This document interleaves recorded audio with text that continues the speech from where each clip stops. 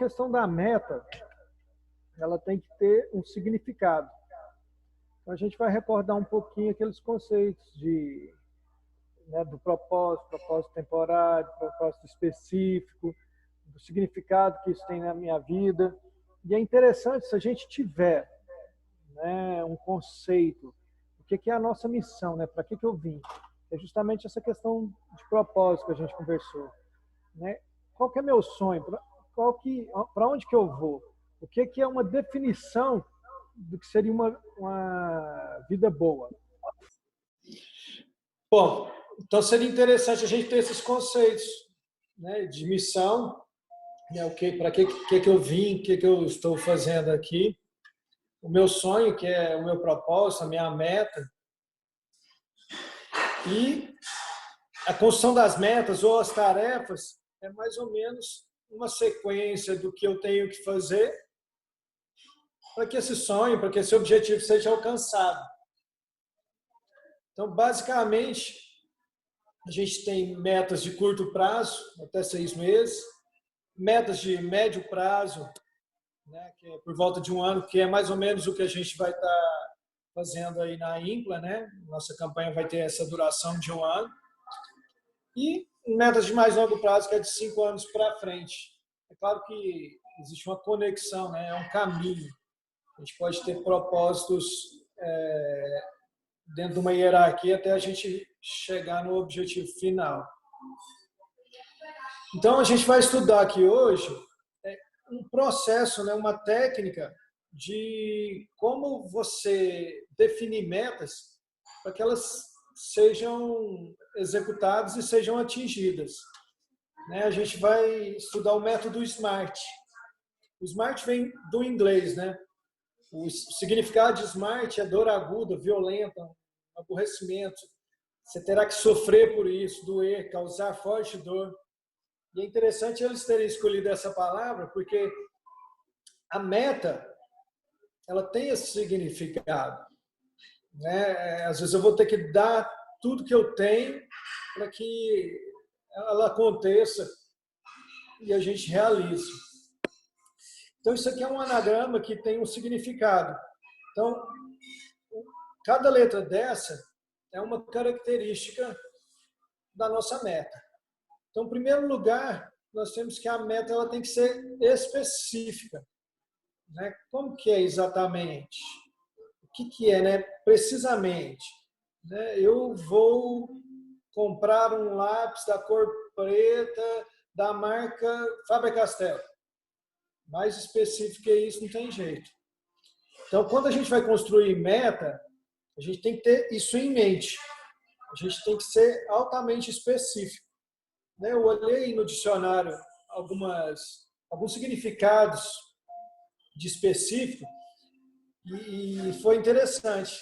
Encontrei basicamente 15 palavras aqui que tem essa mesma definição. Eu vou ler aqui para vocês, que eu achei bem interessante esse contexto. Então, específico é característico, né? Tem a ver com especificidade, tem que ser a sua característica pessoal. Tem que ser próprio, né? Tem que vir da gente, tem que ser próprio, interior. Tem que ser típico, tem que representar a nossa vida.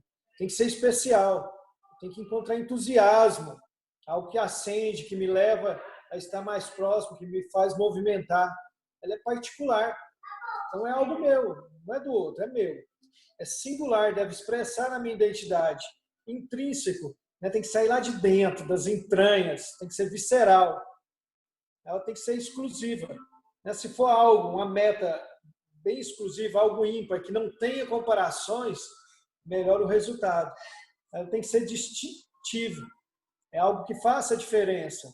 Representativo, algo que te represente diante das circunstâncias. Inerente, né? Que ela seja inerente, que ela seja essencialmente ligada a você. Individual, que é algo seu, da sua individualidade. Não exclui, né, o compartilhamento com as outras pessoas, mas é algo meu. E tem que ser essencial. Ela tem que ser um significado especial para mim. Ela tem que estar, né, com privilégio. Na hora que eu penso nessa meta específica, ela tem que gerar em mim um movimento, um prazer. E ela tem que ser natural, né? Ela tem que fazer parte de mim, sem precisar de fazer esforço. Ela é tão específica e tão natural que a coisa acontece. Então, se a gente olha assim, até às vezes a gente vai pensar, nossa, é difícil, né? Como é que eu vou juntar essas características tudo? Como é que eu vou ser tão exato, né? Tão no alvo, assim. Mas isso a gente vai aprendendo. No começo a gente erra, no começo a gente não tem, a gente é mais genérico, a gente erra em tempo, a gente erra no quê, a gente erra no propósito. Mas enfim, o importante é o quê? É aquela frasezinha, aquele mindset lá, melhor feito do que perfeito. É fazer e observar. Porque nesse fazer e observar, nós vamos traindo essa exatidão, né? Nós vamos aumentando o nosso rigor e sendo mais preciso. E a gente começa o quê? A desenhar uma linha. A gente não fica indo para um lado, para o outro. Em outras palavras, a gente começa a direcionar a nossa vida de uma maneira mais exata, de uma maneira mais exata, mais focada. E, em geral, é isso que a gente precisa. A gente não precisa de dar respostas corretas, né? A gente precisa de observar o que está acontecendo, o que estamos fazendo, se isso está me levando para onde que eu quero e se eu estou progredindo, né? Se hoje, né, eu estou melhor do que ontem. Então, assim, por exemplo, uma meta. Vamos falar aqui de uma meta, sei lá, se alguém põe a meta, eu quero ser feliz. Mas eu ser feliz, como é que é isso? O que é ser feliz? Você concorda que para mim ser feliz é uma coisa, para você pode ser outra? Como é que se dará isso? O que tem que acontecer para que eu seja feliz? Como eu poderia transformar essa generalidade de maneira específica, né? Então, se a gente responder essas perguntinhas que a gente fez aí, isso já vai dar um movimento para a gente, né, dar especificidade. Então, se fosse eu, né, que fosse fazer essa meta, por exemplo, eu diria assim, o que seria feliz? É eu ter mais tempo para me relacionar e auxiliar as pessoas a encontrarem com Deus e consigo mesmos. Que é mais ou menos isso que a gente está fazendo aqui. Então, com isso, a gente pode ver eu já saí de uma meta ser feliz, bem genérica, e agora eu já tenho algumas coisinhas aí, né? Eu tenho que ter mais tempo, eu quero me relacionar, eu quero encontrar com Deus e autoconhecimento. Então, a partir disso, eu consigo montar agora uma meta mais específica. Por exemplo, então uma meta, né, que me levaria a ser mais feliz, por exemplo, seria uma meta do tipo, não sei, eu queria ter 2 horas por dia, sendo 1 hora para me estudar, para me dedicar a Deus, e uma outra hora para me ensinar pessoas, né, a atingirem uma melhor performance e melhorarem suas vidas. Isso poderia ser uma meta bem específica, é algo que a gente consegue entender e consegue medir, que é o nosso próximo campo, é o campo M aí. O campo M é a meta, além de específica, eu tenho que conseguir medir. Como é que eu meço ser feliz? Não tem jeito. Mas medir 1 hora de estudo, opa, eu consigo. Aí está mais fácil. Ela é mensurável. Eu consigo ter métrica, né? Outra coisa importante é que ela seja alcançável. Não adianta eu querer eu quero construir uma NASA, eu quero ter uma Ferrari. Posso até ter isso? Sim, mas eu tenho que dividir isso em pedacinhos. Isso não é alcançável para mim nesse momento. Eu não tenho ferramentas para que se realize isso. Então, a gente tem que ter essa consciência. Também não é uma meta muito fácil. Metas que que não vão gerar em nós nenhum tipo de dificuldade. Mas também não é colocar ela lá no final do mundo, lá no espaço, enfim. Precisa da gente ter um equilíbrio. Uma outra característica, essa é realizável, né? Que é justamente isso. O que eu tenho, eu consigo realizar, ela tem relevância na minha vida, ela mexe comigo, ela me movimenta interiormente, né? Ela me traz aquele entusiasmo interior, aquela vibração assim, nossa, é isso. Então, se eu consigo perceber essas características, é uma meta boa, é uma meta que vale a pena. E por último, a gente até comentou um pouquinho disso, a meta ela tem que ter tempo, ela tem que ter prazo para acontecer, prazo de início, prazo do final. Então, o método SMART é isso.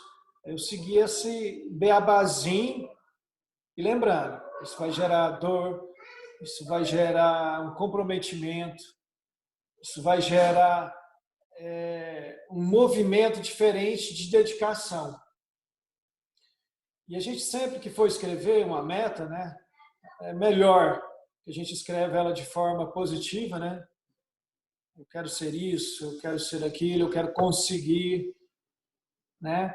Utilizar verbos de ação, né? Se for muito grande, igual nós comentamos, a gente divide, né?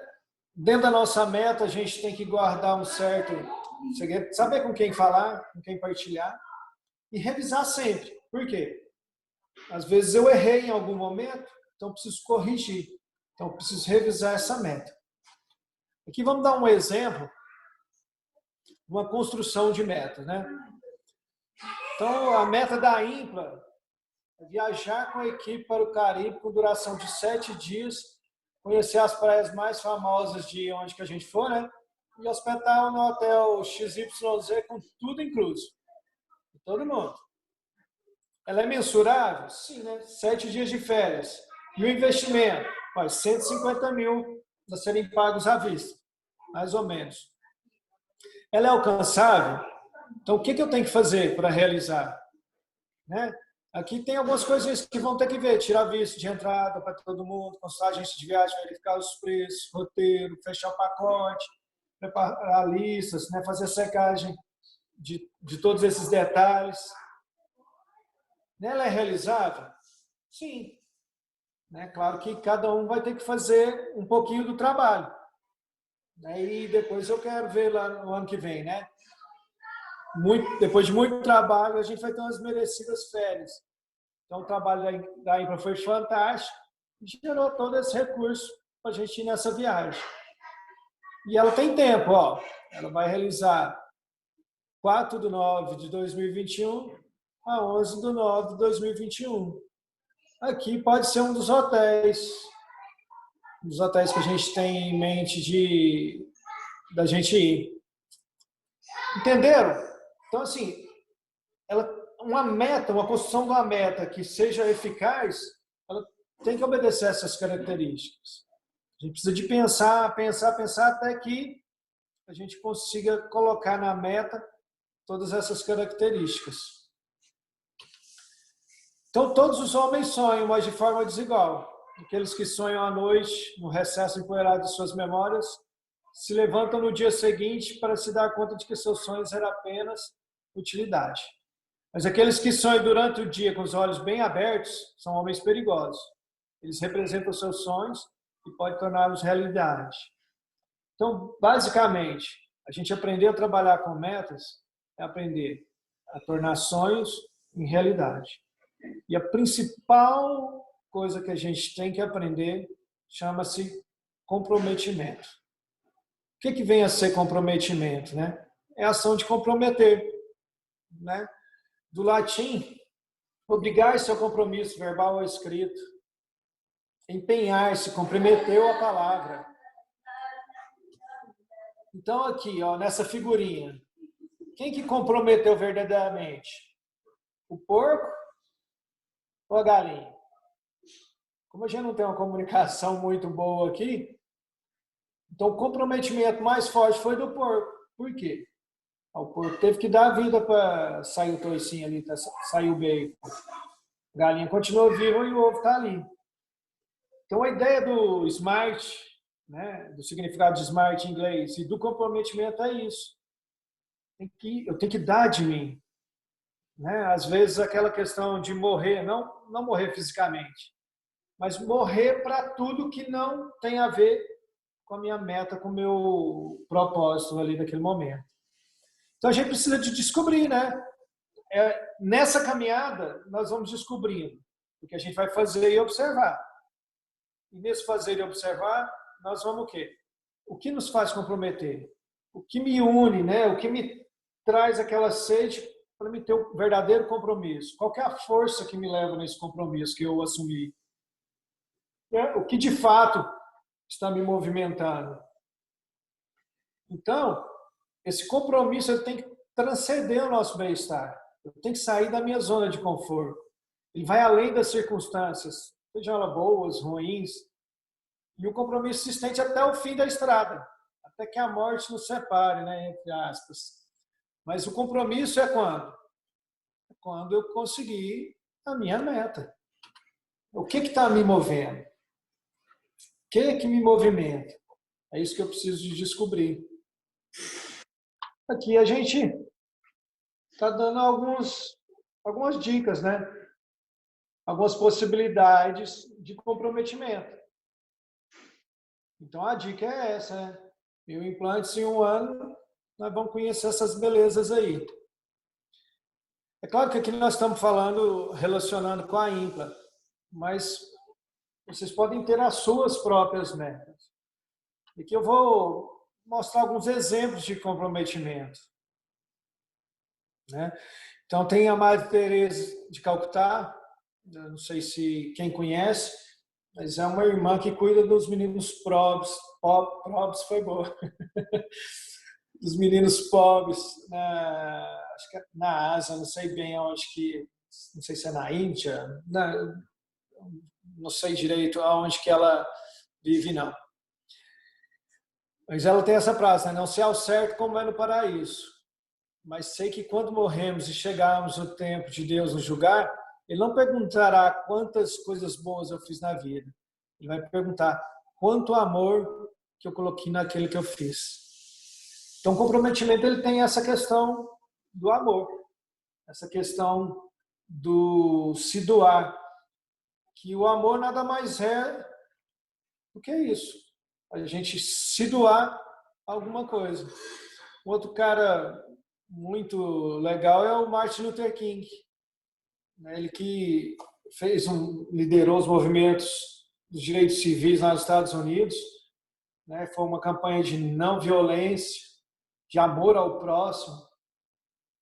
E um dos discursos mais famosos deles foi esse: eu tenho um sonho, I have a dream. E ele ficou famoso justamente por dar uma quebrada nesse racismo dos Estados Unidos, né? De melhorar essa situação. Né? Outra pessoa admirável nessa questão do comprometimento é o Mahatma Gandhi. Né? E essa frase dele é muito interessante. Nós devemos ser a mudança que desejamos ver no mundo. Né? E qual o meu grau de comprometimento? Eu vou estar no nível dessas pessoas? Né? Eu estou preparado? Ou se eu não tiver, eu estou disposto a me preparar, a fazer algo diferente, a não ser simplesmente mais uma campanha que a gente tem feito? Eu estou comprometido em transformar essa campanha em algo diferente, em algo que nunca aconteceu? Estou disposto a colocar amor nela? Então, se não soubermos o que verdadeiramente nos move, nós não vamos ter força suficiente para a ação. Nosso mar não vai se abrir, nossa cegueira não verá a luz, nossas deformidades não nos deixarão andar. E o comprometimento nada mais é do que essa coleção de palavras. Eu quero, eu posso, eu vou conseguir. que tem a ver com o desejo, com a ação, com a crença, com a fé. Isso tudo junto vai gerar em mim um comprometimento. Né? Eu comprar essa bandeira, eu fazer o que for preciso. E na prática, né, o que temos que fazer? Como fazer a passagem dessas ideias para o mundo real?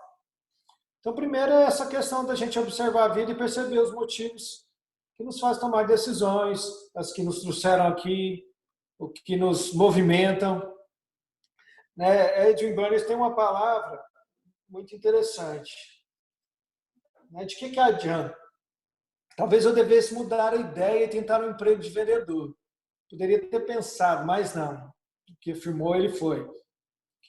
Vim aqui para me associar a Edison, né? Thomas Edison, e vou conseguir. Nem que leve o resto da vida. Então, esse cara estava procurando trabalhar com Thomas Edison e correu atrás desse sonho dele. Esse era o sonho dele. Então, quando alguém está verdadeiramente preparado, isso acaba acontecendo.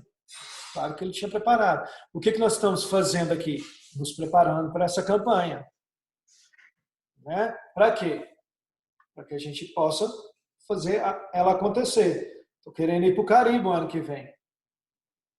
Eu seria capaz de dar minha própria vida? Não a vida no sentido literal, mas eu seria capaz de tirar algo do que eu faço para colocar essa meta, esse objetivo no lugar.